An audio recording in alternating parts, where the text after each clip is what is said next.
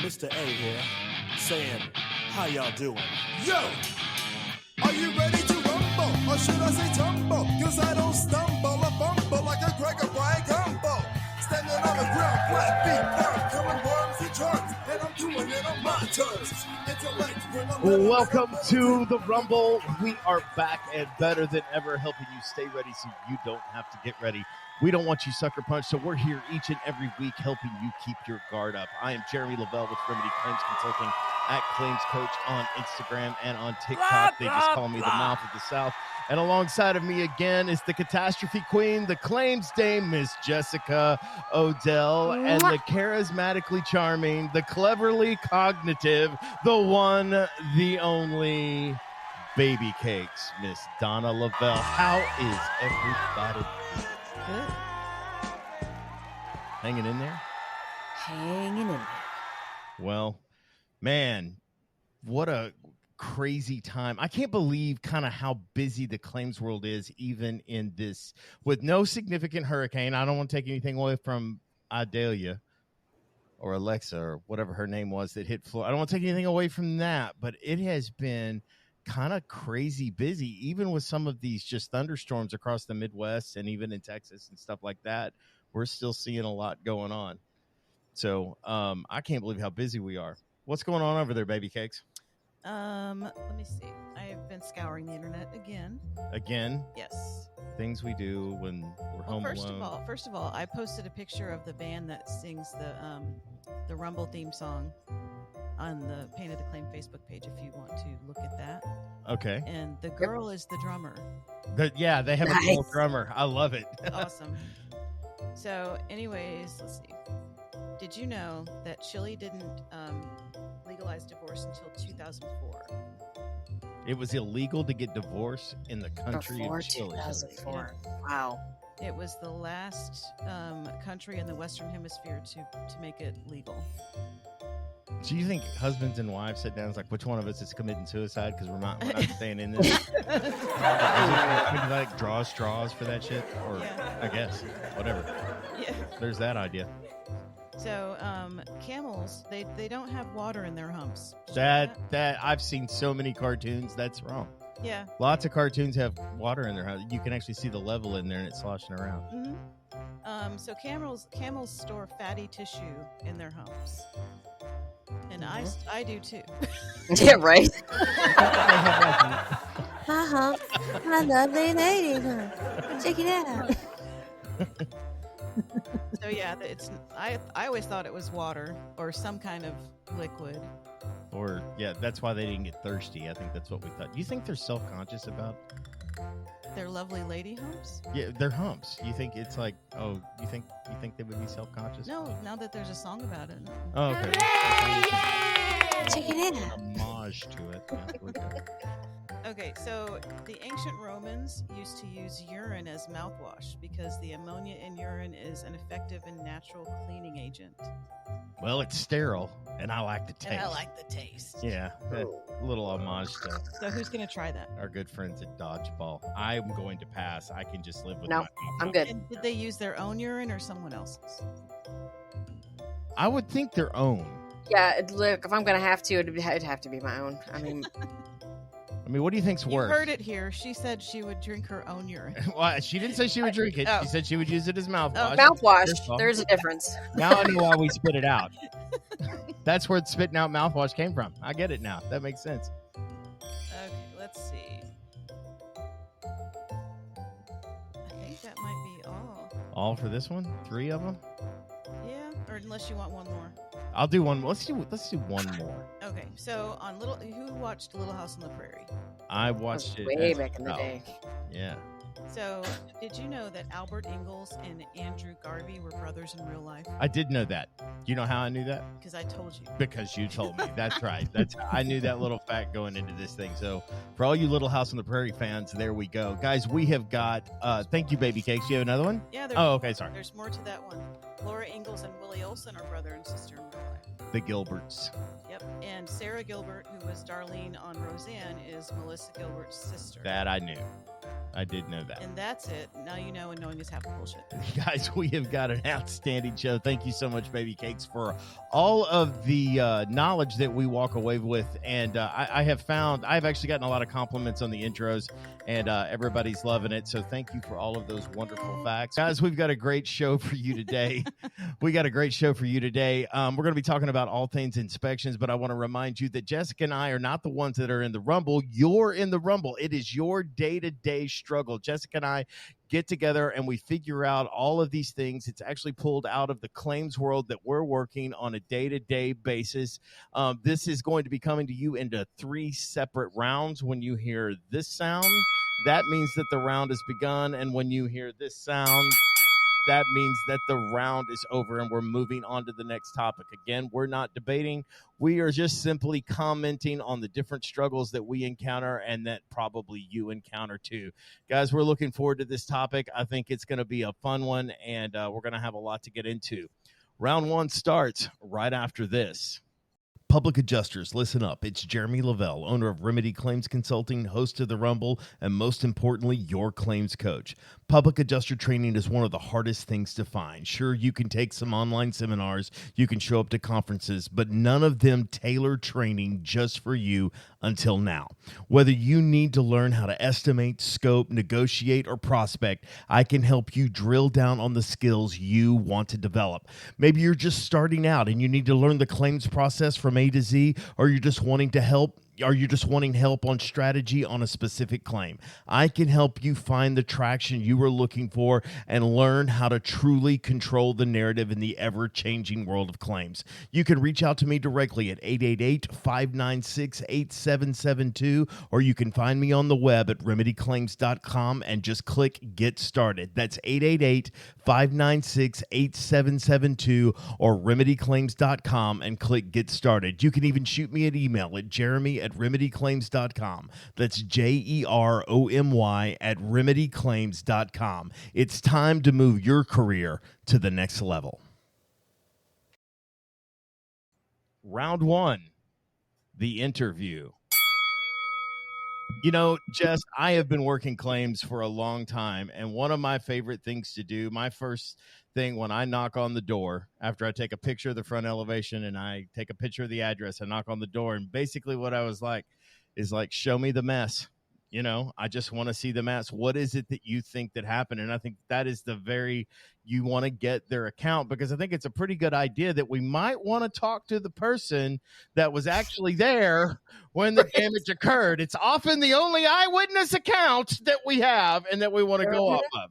Now, I know that the carrier is going to assume that everybody's lying generally, but it's good information to have because it can help connect a lot of dots and fill in some blanks.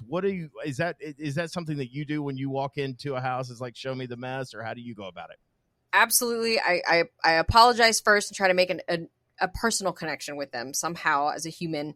Just apologize that they have suffered a loss. And then I say, before I actually begin the inspection, I would like to hear your story, what it is that happened and what you've been through since then, because that's also another part of the interview. It's not just what happened to cause the loss or the damage, but since then, you know, what are some things you've done, whether it's mitigation or you're trying to reduce further damage, or just overall interactions with the carrier. You know, what has happened since the loss, and then go from there. You know, I think that that's really good. In fact, I am going to be teaching a Control the Narrative class, and I'm going to spend it's my own workshop, how I handle claims, and one of the key parts of that training is the interview. It's actually, I call it the interview, where you interview the client and getting their firsthand account. And I love that you're trying to establish some level of connection, because most of the time these people are dealing with, first of all, they're dealing with their largest asset that they'll ever own in their life is now in jeopardy. It's in absolute jeopardy. It's not just an asset. It's where they spent Christmas morning. It's all of their memories. And depending on the loss, like let's take a fire, for example, every memory that they had, it's going to be there's going to be a line of demarcation of this picture is before the fire, this picture is after the fire. And I'm talking this memory happened before the fire happened. See here, the fireplace is still made out of brick. It wasn't until after the fire that the fireplace was made out of stone or whatever, and all of the different things that happen. But this thing is a significant event in many people's lives, especially if you're dealing with water losses and fires on the interior of a home that often spread out and infect the exterior. So I like that you were trying to make some sort of human connection and show a little bit of compassion and understanding about that. And in this story, when they tell you sort of their account, if you listen really close, they're going to tell you the thing that they're the most upset about. That's right. Just pay attention. Pay attention when they're telling their story. It's really important that you listen. And, I can go across many claims where I remember this thing mattered, this thing mattered, this thing. And it's often what you're going to think is rather insignificant. Really? That's the thing that matters to you. I've worked claims where all they cared about was their fence because they were afraid their dog was going to get out. I've told that story a bunch. I'll save the story for those of you. You can listen to some previous episodes where I talked about the lady who that was more worried about her dog getting out of the fence and not the Honda sitting in her living room. You know what I mean? So that these are things that people care about. These are things that are concerning to people, and so it's important that we listen to them. What are some of the other things that once you kind of get their story, what are some of the other questions that you dig into with them? One of the things that I pick up on a lot is they are willing to forgive that maybe the insurance company or the insurance adjuster didn't know everything, didn't include everything, may have made some mistakes in their estimate, as long as they were willing to communicate. The number one complaint I hear all the time, I can't even get the adjuster to call me. I can't get them to email me. I can't get them. Communication, not accuracy, is more of what people are upset about. Yeah. Than if they just said, oh, you know what? I forgot to put that in the estimate. Let me get that estimate updated. Here's your new estimate. They understand that these adjusters aren't going to know everything. That all, public adjusters included, that all we are adjusters.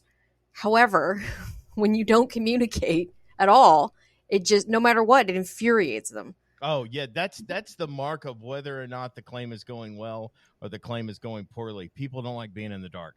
And I always say, answer your damn phone. There's no reason to not answer your damn phone. I can pick up during the interview which people prefer communication through text versus email. I'm a big email person. It's documented. I just say what I need to say. I get it sent out. I can move on to the next claim and the next claim and the next claim and the next claim. I'm shocked at how many people today don't check their email at all. Like at all. They're just on Facebook or they're on their text messaging or social media. They don't check it. They only check work email when they're at work, but personal email, they just don't use it very often. And that was where I was going wrong when I first started out as a PA, because that was the only way to communicate professionally. You don't communicate professionally. You don't text people. That's unprofessional. Well, maybe not so much these days. And you learn that through that interview. They'll say things like, I texted him. I texted my adjuster. I texted my contractor. I texted my whatever. Okay. And that you start picking up on the little things about how that person likes to communicate and how often. Correct. And I think that's, and sometimes. And that's a customer service thing right there. That's really, how you get repeat business and word of mouth. I mean, I tell most of my clients, hopefully you and I will never meet again. You know what I'm saying? Unless it's under much better circumstances. But, I have had clients where I've worked multiple claims for. I've had that. And one of the reasons, in fact, I worked a claim not too long ago where the lady goes, I like you because you always respond. And it was like everything else. And I happen to have won all 3 claims I've ever worked with this lady. Now, some of the different wins looked different. Like, sure. But, that's what she liked, is I was constantly, nobody expects you to answer every time somebody calls. I do expect that you would call them back as quickly as you possibly can. I am not, use your own best judgment there. Understand the client that's calling you and why they might be calling you. Understand the circumstances that you're in and that there are other priorities in our life and things like that. So you have to use a level of understanding and your own moral barometer there as to what's appropriate. You know what I'm saying? If you're at your mom's funeral, probably not the best time to pick up the phone. You know what I mean? Maybe you don't even call them that day. You know what I'm saying? But you want to, at some level, respond to them, whether it's even by a text message, if that's their thing, or if it's by an email.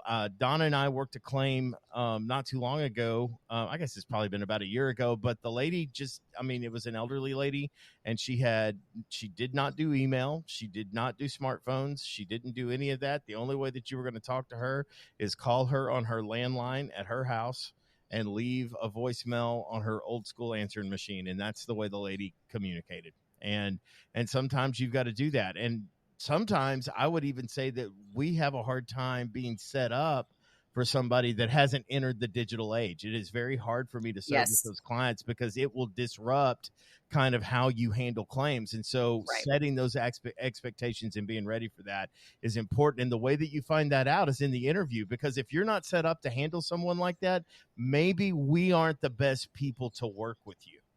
Mm-hmm. You know, I think it's Cal Spoon that even talks a little bit about, he has those clients fill out an application to see if it's going to be a fit between the firm and the insured. I think I've heard him say things like that before. Yeah, it's definitely a piece that a lot of PA firms miss. They'll send out the inspector that may not be licensed as a PA. You know, there's different ways firms and stuff use folks out there. I'm not getting into those weeds. What I'm getting at is whoever they send out there typically only has inspection on the mind, document the damage, and get out. They're not thinking about that interview. And then they forget that somebody, even the office staff, you know, maybe the office staff took down all the interview questions, but they didn't share it with the inspector. So somewhere in many different firms, I've seen some disconnections, and I know people are working on it, and more people are realizing that the interview is critical. Well, and some of the interview can happen kind of when the call comes in. It just kind of depends on sort of how you're dealing with the client. Sometimes you're asking some of these initial things over the telephone. Sometimes you're asking these things sitting in the living room or at the kitchen table. I mean, it just kind of depends. And I'm going to tell you that it's in your best interest to think about some things that are going to affect it. You know what I mean? That are going to affect the claim. And it's not just all compassion and handholding. While that needs to be an element of what you do, but you do need to ask some tough questions. Like, have you ever filed a claim on this before? Yes. Because the last place you want to be blindsided is in deposition, and then they ask, you didn't even bother to ask these questions when you took on your client. And you're like, have you notified the carrier? You're sending all of these things into the carrier, and the carrier's like, we don't even have a claim for these people. What are you talking about? It's like, have you even notified the carrier? How long ago did you notify the carrier? How much time did you wait before the damage happened before you called the carrier? Exactly. Are you up to date? Is your mortgage payments caught up? Because if your mortgage payments aren't caught up, I'm not saying that you don't help them, but I am telling you that it's more than likely, if there's a mortgage involved, it's going to be what's called a monitored claim. If you don't know what a monitored claim is, listen to the previous episode. We get into all of that. Or if they've had the modification on their payments or their mortgage. If they had modifications because there's going to be a lot of different people that are interested in whether or not this work gets done. And if they're behind on some of these things, that is going to change the landscape, and you'll need to be able to set these expectations. If you're on the phone, you want to talk about, are there any animals in the house? Do they live in the house? Do they live in the backyard? There's all of these questions that you have to get into that make a difference, especially if you're on the phone. Is like, have you mitigated repairs? Have you begun the mitigation efforts? No, the tree's still hanging out of my roof. I want to make sure the insurance company sees this thing. Well, I understand that line of thinking. I understand why you might think that. That makes sense to me. I want to show you that it wasn't just somebody that put a hole in my roof. It was actually a tree.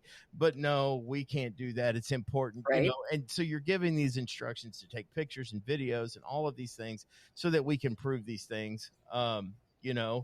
You're going to be doing a lot of things in these initial, in this initial interview that while the house may be livable for you, is the house livable for them?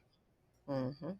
Do you know what I mean? These are all of these things that you have to think of when it comes to you working this claim, and all of this is discovered in the initial interview that you have with the client. And I'm going to tell you that you could probably sit there all day, the day you show up and the day after and the day after that you're going to continue to have these questions pop up. So I want to relieve a little bit of pressure of getting all the information in the first interview, because you're probably going to have a lot of conversations throughout the claims process. But understand, these are some things that you desperately need to be asking. Even old damage. I mean, Yeah. part of what makes you, come across as being transparent in your proof of loss package as a PA is not just documenting damage that's storm related, but it's okay to put in your photo report photos of some damage and putting in there not related to the storm or not related to this claim as part of we have acknowledged this is not part of the claim. Right. We're not claiming. We're being transparent. Yeah, we're not claiming this. We're not claiming this isn't part of what's going on here. This was not due to this or that. This is what caused this. And that's a different thing altogether. Yeah. So sometimes you just have to ask the insured, hey, this doesn't seem to be storm related to me. Oh yeah, that happened about 3 or 4 years ago. I just never got around to fixing it. Okay. That's all I need to know. Thank you. And I think it's also key to know that when you've got other people living in the house, you might do yourself well to ask them a few questions about what happened. Mm-hmm. And I think, because look, if a house floods and it gets into some baseball cards that mom just thinks it's something silly that he does, but it turns out these baseball cards are, Nolan Ryan's rookie card that's worth, $2,500. I was like, whoa, hang on a second. Some of these collectibles, some of these different things are all of these things sort of matter. And how this works. I know I'm just thinking about exterior claims sort of in the waning moments of this round. If there's a fence, sometimes there's shared ownership with the fence. These are all questions that you have to ask. And once you discover the damage, it will create more intuitive questions that you're trying to discover. But the person that lives there, you've got to establish that relationship. You've got to establish that trust. And I think Jess said it best at the beginning. You want to establish that with a connection that lets them know that you are on their side and you're there for them. Final thoughts on that, Jess?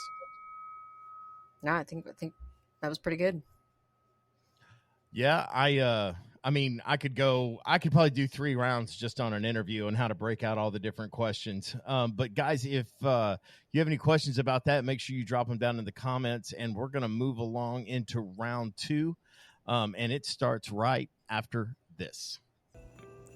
One of the most difficult claims you can work is a contents claim. It requires extreme detail and significant documentation. Ricky McGregor with Monarch Claim Services is the expert you need on your side. She will handle on-site evaluation, inventory, photo documentation, pricing, and overall contents claim organization. She will work with your team beginning to end so you can focus on the rest of the claim.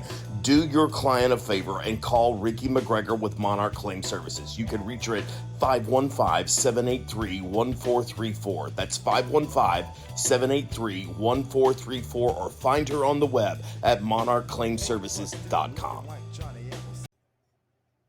Round 2, the exterior inspection. So if you've got a cause of loss, like a weather-related loss, generally that's where I'm going to start. I'm going to start on the exterior. But let me just say this. My inspection is always centered around causation. So I want to start where what is called the origin of loss. Where did the loss originate? Where did it first occur? Did it start as a fire in the toaster oven, or did it start as a hailstorm on the roof? Because that is really going to dictate my method. is it all has to do with the origin of loss. But generally, when I start with the exterior, I'm always going to start with the roof. It's the only job I've ever had where I get to start out on top, so I like that. The only other job I get paid for talking about the weather too. So that's, I mean, there's worse jobs, right? Where do you start out, Jess? Yep. So I do. I start the roof. And then before I start with the actual elevations, since I just got off the roof, the next thing I do right away is the attic, because it's on the underside of the roof. And sometimes there are telltale signs of roof damage. Both sides of the roof, right? Both sides of the roof. And look, I'm just as guilty as many others out there. There have been a few times where I just simply forgot. That's why I tried to make it a standardized inspection process for myself, to do the same things in the same order every single time. It's a methodology. It's muscle memory. So now I get off the roof. Next thing I do is go to the attic. Then I go and do the exterior elevations. And that's pretty much how I do it. And so one of the things I want to say is one of the purposes of doing the interview, and I either call it the grand tour or show me the mess. One of the reasons that I do that is so that the client has their opportunity to talk and point to everything that they think matters, because you'll have those clients that want to follow you around and talk to you.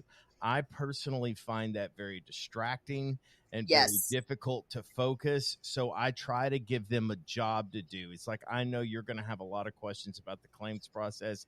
Please take some time while I'm conducting my inspection, and we'll circle up at the end and I'll answer all of these questions.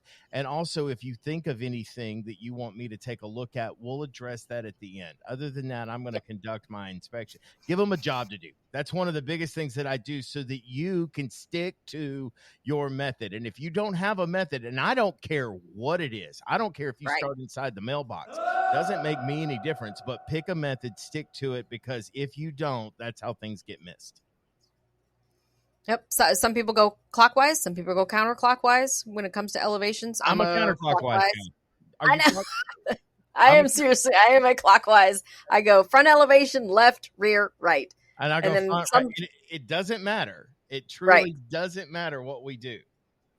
But here's the other thing people forget when it comes to documenting losses and doing inspections. It's not just for the insurance company.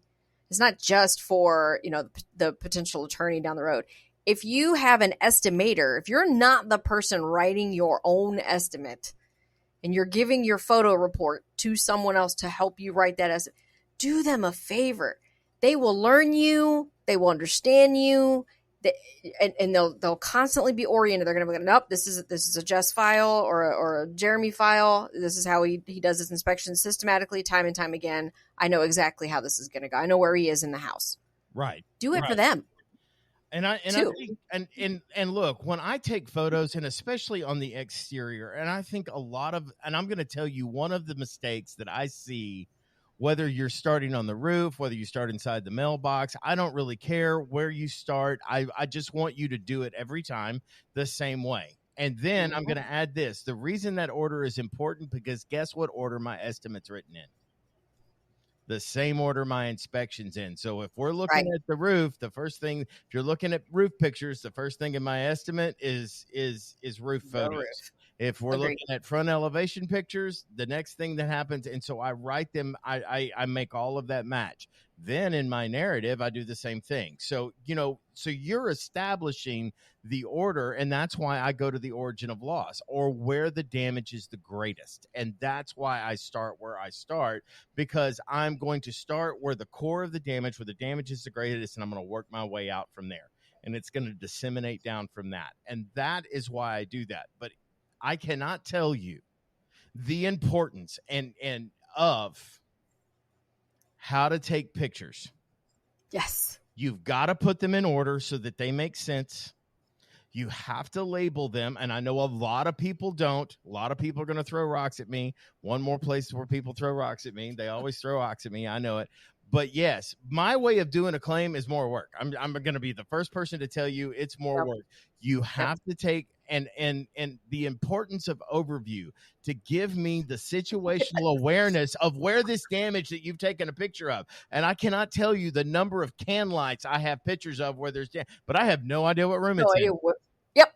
Yep. And- It's and- like, come on, man. Look, after what is it? The iPhone. I think it was the 13. That was the first one that came out where it had the 3 levels of zoom already right there on your freaking screen. The 0.5, the 1, and the whatever. 1 point. Yeah, right. Just use it. It's already there. Zoom out. Take a picture of the room. Go left. Go in front. Go to the right. Ceiling and floor. There's your overview shots. Then start with the wall immediately to your left or immediately to your right. Do an overview. Then zoom into mid-range and zoom in all the way on the damage. On the next damage spot, zoom back out at least to mid-range. Right, at least to mid. Because what you want to do is go, this is where the damage is on the structure. This is where the damage exists.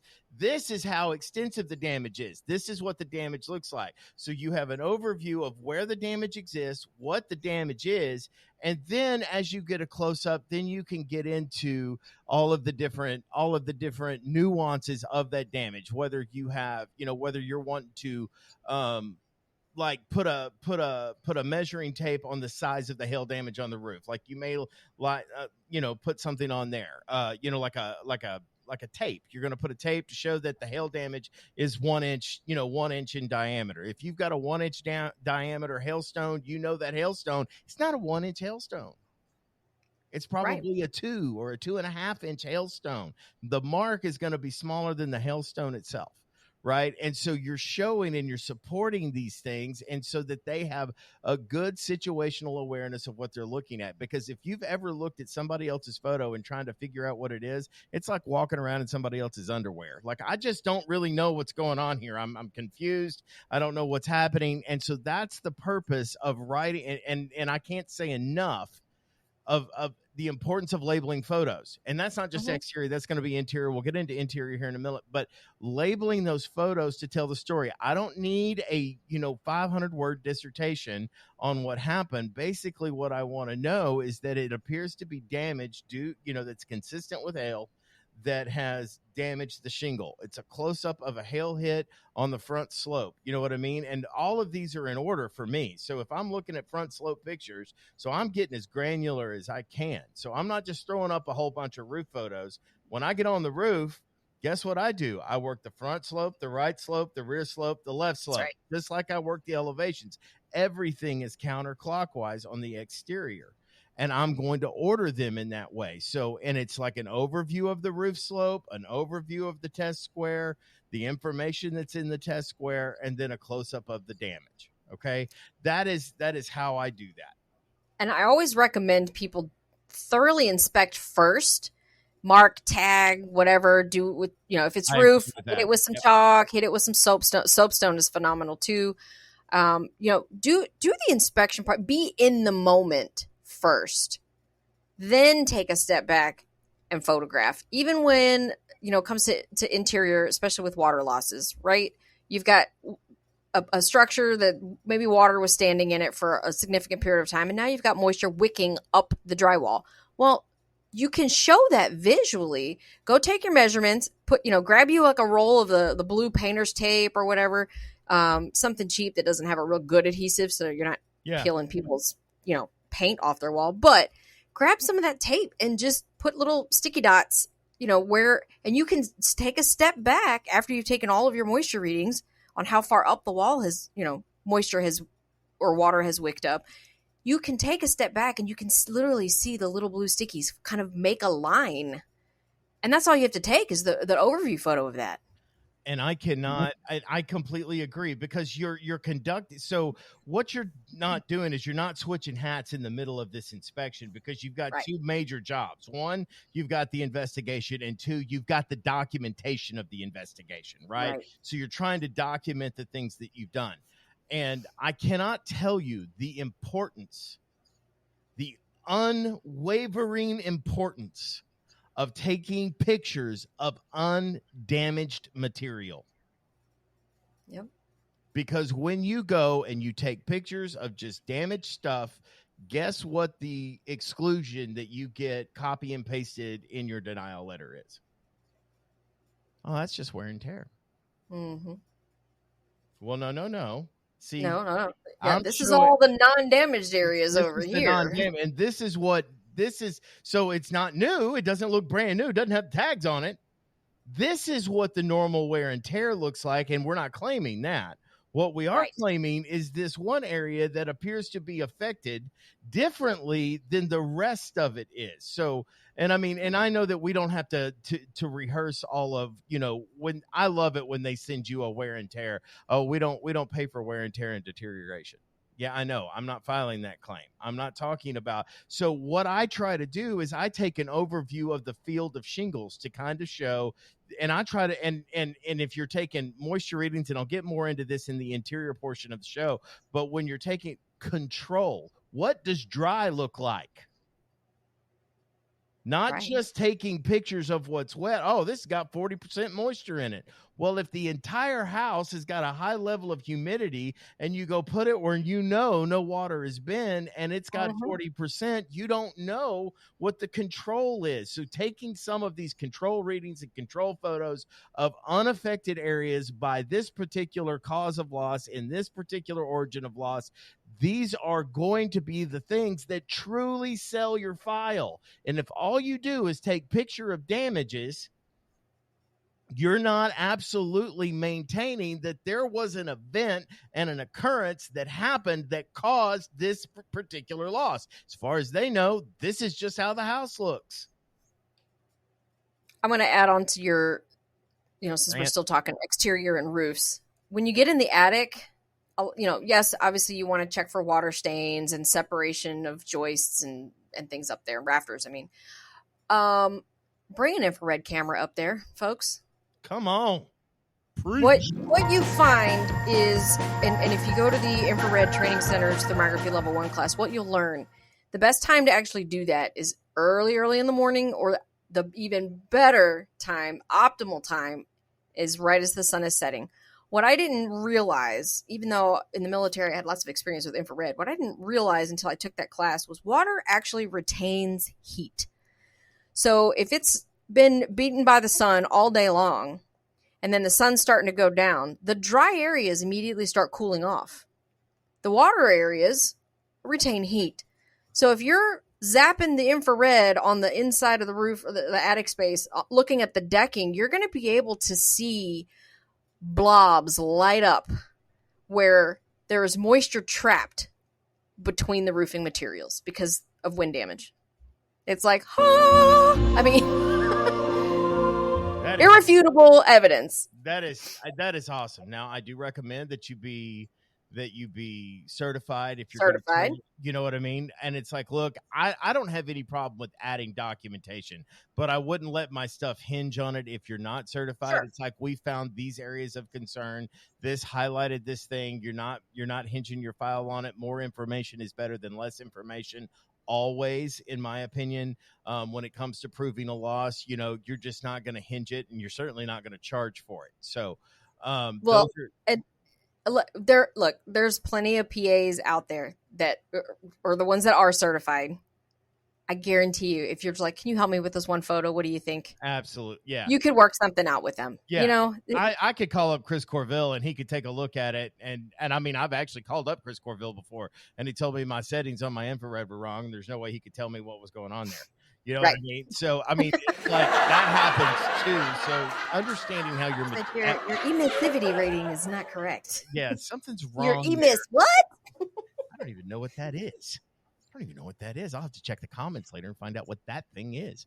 So there's that, but I it just helps me do the Easter egg hunt. You know what I'm saying? And I use infrared tools often just to help me, complete the Easter egg hunt, to go find those things that point to me. Because generally I don't want to crawl through an attic. I want to crawl to a place and crawl out of it. And so if I can figure out where it is I want to go look, that's helpful. And that's what I encourage you to do. The other thing I want to point out on these exterior inspections as this round closes is that, guys, if it's got a radiant barrier in it, you need to stand up, jump up and down, and celebrate, because your claim just went north about $10,000 to $12,000, depending on the size of the roof. You know, if it's got a radiant barrier and you're pulling shingles out of that radiant barrier is full of holes. You want to check and see how many roofs have been on that house prior. If they've got OSB decking, more than likely it is going to be difficult to put another roof on that, you know, depending on what's there. Also, you will find if they've got ordinance and law coverage, you'll find a lot of these older homes have 3/8 decking on it. And depending on your particular municipality, most of those have to be a minimum of 1/2-inch decking. You know, if it's a composition shingle, and then if you've got, you know, stringers, all kinds of other things, you know, it just depends on what roof you're dealing with, and be aware of those codes when you get ready to kind of go do your you know, your literal investigation as far as looking at the literature that's available to you to kind of help support what you're saying. So all of those things, when you're doing an exterior inspection, I would point the attic, even though it's technically the interior, I'm going to include that in my exterior portion. Yep. That's what I'm going to do. So it's good to not just take pictures of the outside of the roof. It's really good to take pictures of the inside of the roof. That's my favorite takeaway. I like that one. And then the infrared camera on the inside is awesome. I love that idea. Thank you so At much. sunset. At sunset, because in the morning it's kind of works opposite, right? So, but Yeah. still, it Yeah, ends at end of the day is fantastic to use infrared on roofing, Sure. non-reflective roofing. How replace that? There you go. Well, that covers the exterior inspection, guys. Make sure you always drop your questions and comments about exterior inspections down below, and we're happy to get to those and answer those. We're going to get into interior inspections inside of round 3 that starts right after this. When choosing someone to help with your online marketing, make sure you go with someone that has years of experience. Our good friend Sally at Thrive has over 20 years of digital marketing experience. She can build you a beautiful 15-page, sleek, interactive website, post on your social media platforms multiple times a week. She can do a video, an amazing CRM to manage and maintain and nurture your clients' text, email marketing, review generation, a business listing on 60+ search engines, including 3 voice networks, appointment scheduling, estimates, invoices, payment processing, and more. She will also create for you on Google, a Facebook page, in Instagram, Twitter, and LinkedIn. If you need these for your businesses, she'll help you create those pages on all of those sites. If you already have these pages, she'll optimize them for you as well. Call or message Sally today. If you want to get started, you can reach her at 214-789-1651. Again, her name is Sally Brigance. Her number is 214-789-1651. And you'll also get a landing page the day you sign up. When you send her a referral that signs up with her, she'll credit your billing account. Logos are also available. And she also offers a lead generation service and SEO, search engine optimization, where she can guarantee you to appear on the first page of Google or your money back. It is spelled THRYV. And you can find my good friend Sally Brigance, and that's spelled SALLIE. Brigance, BRIGANCE, and she can be reached once again at 214-789-1651. Round 3, interior inspections. Now, more than exterior inspections, because my exterior inspections typically have one way that I do it. It's roof to elevations, and then I do other structures, and I work other structures, whether or not it's based on recoverable depreciation. So your sheds typically have recoverable depreciation. Then I inspect the portion of the claim that's going to be non-recoverable most typically. And that's not necessarily the order that I do. I just cover all of my exterior stuff before I go inside. So we can talk about photo order at some other point in time. If you have questions about photo order, I'll be happy to help you out with that.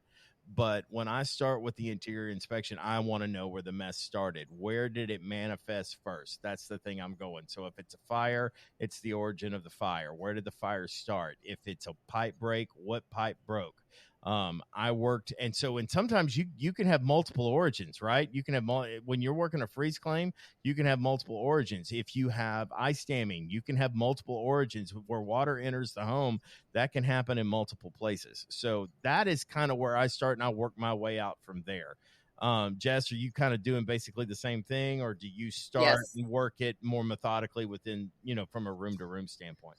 No, I usually start where the source is, and then I try to, again, work clockwise. I know, sacrilegious, not counterclockwise, but yeah, I try to work left to right. Well, only reason I work counterclockwise is because that's who taught me. That's how whoever taught me showed me how to do it. And so I realized I don't care. Back in the day when I was working for the carrier, I would reject files because they were worked clockwise. Not because they were worked wrongly, but because you did it in the wrong order. I was super legalistic when I would review those files. And I'm still pretty fierce as it is now, because I like files to be in order. I like to be able to bring them up and they make sense, and I think that's one of the things that's going to add value to your claim. And here's what I'm going to tell you. Here's the little secret, is what I'm telling you to do is what independent adjusters used to be taught. Okay. It's not what they're taught so much anymore, but it may be, but all of the guys that are still doing it from years ago. And I would say by years ago, I would say pre-Hurricane Harvey. Okay. But the guys that got trained before Hurricane Harvey hit in 2017, this was the way that we went about it. And when you turn a file in, I'm telling you, that desk adjuster can tell whether or not you know what you're doing. You know what I'm saying? And if it's completely out of order and you're throwing them a picture of the inside bedroom, and then the next photo is, dents on the fence of the AC unit, and then your next photo is of a fence, and then the next photo is of a bathroom faucet, and the next photo is, if it's that kind of out of order, you need to have a method where you're where you're telling a story of kind of what your approach has been. It is a documented story of how it goes. And that is how I work the inside. So it's all four corners of the room. When I take a picture, I want to make sure all four corners and every single thing, every piece of furniture, behind doors, all of those things are taken. If there's a closet, you want to get all of the four corners inside of a closet so that you can see what's going on. Sometimes you got to move some clothes and some, boxes and things like that to get everything that you're wanting to get. Closets are notorious for having damage in them. And a lot of times they're notorious for having undiscovered ongoing damage. I can't tell you how many times that, I've seen damaged closets that I think got damaged during the flood. And by flood, I mean Noah's flood. That one, Gosh, carry a flashlight with you guys. Carry a flashlight. Are there any special tools you like to use when you're doing an interior or a large interior loss? Other than the 3D tour type stuff, whether it's a Matterport type camera, because there's multiple cameras out now. They have the Axis too, where you can use your iPhone to do it. I like that. I have that. The Axis is great. I like that, especially for like your smaller homes, or you're doing 5 or 6 rooms or something like that. Those are great. I love that one. DocuSketch is another fantastic. The reason I love DocuSketch in comparison to Matterport on the PA side of things is, you can stick that camera in the center of a 10 by 10 room, step out behind a wall or behind a door or whatever, and snap a photo. And it takes both pictures, complete 360 in that 1 second. It's done. You've captured the whole room. So it's quicker than Matterport would be. It is exceptionally faster. In fact, I did some research and some cost analysis on it. If you were to do 10 or 20 residential homes in a month, for example, with DocuSketch, the 20 units or homes would come out to, I think it was $975 for the month or something like that. But it comes with the ESX sketch already done for you. The cabinets are included. The windows are included. The tub, the toilet, all that. There is quite a bit that is included in that sketch, and it comes to you already done. The Matterport, to get the same thing, you have to, it's basically called a true plan. It's 159 and some change, I think, for under 2,500 square feet. So assuming all 20 units were under 2,500 square feet, it still comes out to 3,000 and some change a month for the same. The only thing that Matterport is untouchable at is that dollhouse technology. Being able to rotate in the entire structure in 3D is really what you're paying for. The other function is the ability to take measurements inside of your 3D tour. I have yet to find any other 3D tour type of technology out there that offers those two. So I think that's where Matterport still, just you pick and choose what you need and what you want, and that's why I use Matterport, to be honest with you. And I'm an estimator. One of my core competencies, I'm really good at running an Xactimate. Not everybody is, right? But if I were just working as an estimator and you sent me a Matterport, I would be incredibly thankful that I had that in front of me, because that is because of being able to grab a measurement that maybe one person didn't think about. Those are huge things. Especially custom. Like when you're talking custom woodwork and trim and all the intricacies, being able to measure that back at home station is a luxury. Matterport's got basically 3 different views in it. And this is not a Matterport ad, and I want to be honest with you. I have never used iGuide or DocuSketch. Those are the other 2 primary market shares that are out there. But I can create a trace off of the Matterport floor plan view. Then it's got the dollhouse view, and then obviously it's got the walkthrough. And so I use those to create my Xactimate estimates. I don't have anybody estimate for me. I write 99% of my own estimates. I do all of my own sketches. I just happen to know how to do that. I don't think it's necessary for you to be that person to be a great public adjuster. I know several great public adjusters out there that don't run Xactimate, but they still do a really good job, and they outsource that kind of thing. The downside of Matterport, in my personal opinion, Jessica, is you don't own it. That bums me out quite a bit, is that you don't own it. And if you let your membership go, all of your data for those claims are forever gone, and you can't download the video. You can't do anything. It's just gone. And that's the way that it works. Right. And that's a downside. Do you know if you own the DocuSketch walkthrough or anything like that? No, it's the same thing. It's all subscription based, but DocuSketch, it's unlimited, so you don't have to archive things and unarchive things to free up spaces. It's unlimited. But no, you're right. But yeah, I think especially for larger losses, for custom type or high end homes, things like that, having a 3D tour is golden. I know as part of your inspection. Attorneys, juries, and judges love them. Love it. Yep. Love them. I highly recommend, if you're working large, it doesn't even have to be large. You know what I'm saying? Like, I mean, if you're working more than 1 or 2 rooms that connect together, it's just the best thing in the world. And that dollhouse view, I have turned that in with mini files, and it's intimidating. It's intimidating because, basically from the first picture that they look at from the interior, it's like, I'm more prepared for this than you are. Right. Yeah. It's almost like let the show begin as it starts to bring up the dollhouse and zoom in. You're like, here we go. And I have. It's great. I used one on a fire where they had floor vents, right? And they were claiming that the air conditioning system could be cleaned, is what they were claiming. And I showed floor vents, and then I showed the AC unit right beneath the floor vent. And so you see through the dollhouse. Right into the AC. So it was all the fire department water that went into the floor vents and went right into the unit.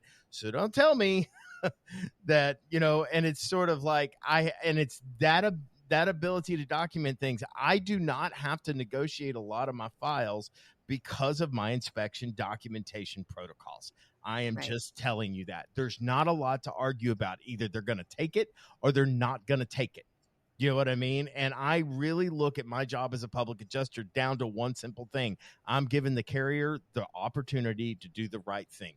Usually, if they don't accept it, they've already made up their mind before they saw anything. Yeah, I mean that's Oh, of course. It's yeah, a business decision for them at that point, not a coverage decision. It's a business. and Baby Cakes runs the Matterport for Remedy Claims Consulting, and I have used other people's Matterport scans before, and I'm going to tell you that there is nobody better with a Matterport camera than Donna. Thank you. Hands down. Woo! Hands down. Go, There is girl. nobody better.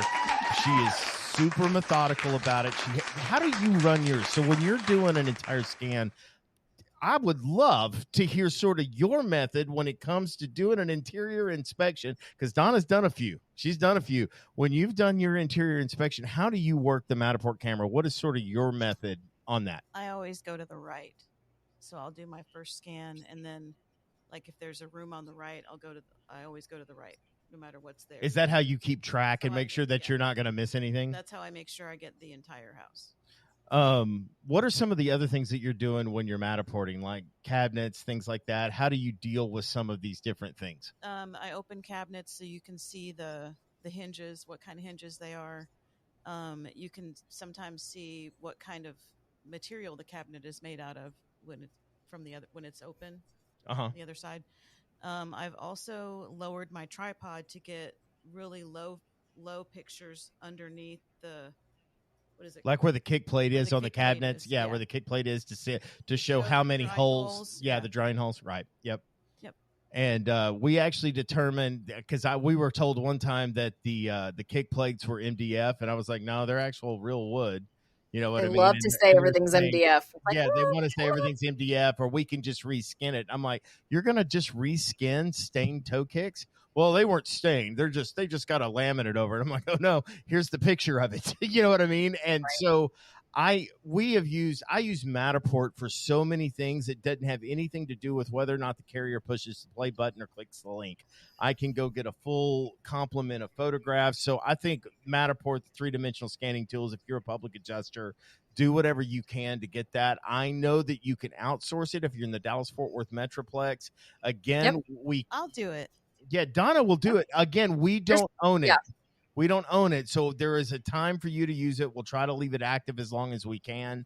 But you don't own the video. So, I mean, you have to get everything that you want to get off of it as quickly as you can, settle the claim, that kind of thing. But I know some of these more difficult claims take a year or longer, yes. So, So, Matterport and is good. the other thing I would recommend is when you guys out there listening, when you're taking your 3D scan, especially if it's a water loss, a fire loss, or anything like that, go ahead and open up all the drawers, all the cabinets, Yep. and take extra scans so that you're able to capture all of the contents. Your content adjuster is going to love that. Somebody's got to do contents, whether you outsource it, you do this, you do that, whatever. Somebody at some point is going to need that, capturing of the contents. Well, and here's the last thing. So, I mean, that pretty much tells you that. I think you need to have a moisture meter to show kind of your moisture readings. Oh, absolutely. Make sure you take your control readings. I am using a FLIR. I want to say it's the M2577. It's kind of a 3-in-1. So it's got a stab moisture meter. It's got like a sensor moisture meter. It's got a thermal camera, and it's also got a hydrometer where you can test the humidity in it. I like that tool. I want to say it's about $1,300, but you can also get just your run of the mill moisture meter for about $40 from Home Depot. I would rather you go out with a $40 moisture meter than nothing at all, Or Tramex. Tramex and what is the other one? Oh, now don't get me to lie. Never mind. I can't. There's another one out there. There's two in the industry that are the most highly revered as being accurate and professional. Tramex is one. The Moisture Encounter 5, which is just a nice basic moisture reader. You've got the pads on the back. You can incorporate some pokes and stabs with it as well, but it's $500 if you're just looking for a solid moisture reader. And I know this isn't part of this isn't a make or break of most tools, but it is actually Bluetooth, and you can moisture map from an app with the Tramex. Oh, I don't cool. use it that much. It's very I don't know. I like using the other 3D scans and all that stuff, and using just the floor plan to annotate which walls Yeah, need that's 2 foot that's wood kind of butts. how that's exactly how I do it. But if I'm you old, really more wanted old to school get, that way. Yeah, yeah, right. you You could, can really moisture map down to, the like a 1 you foot, can you can also square. you can get laser tapes that'll Bluetooth into Xactimate Mobile and draw Yep. rooms for you. I mean, there's a lot of tools out there. But with Yep, my last that's little true. bit of time, I want you to be. I want to press on one last thing.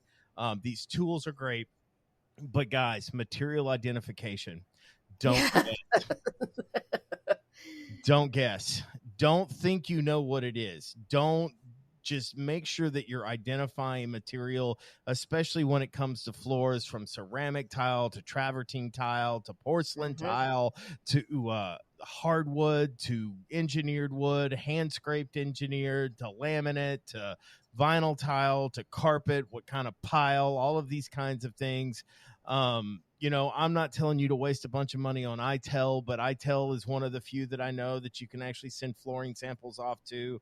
My little tip there, if you are getting an ITEL, don't put a claim number in it, because I think the information that you get back is a lot more accurate and true than if you put a claim number. If you put a claim number on your ITEL request, it always comes back with a match and that it's available. So Oh, the irony. I have found that to be kind of more true than not, but whatever. I mean, that's kind of on the edge of a conspiracy theory there.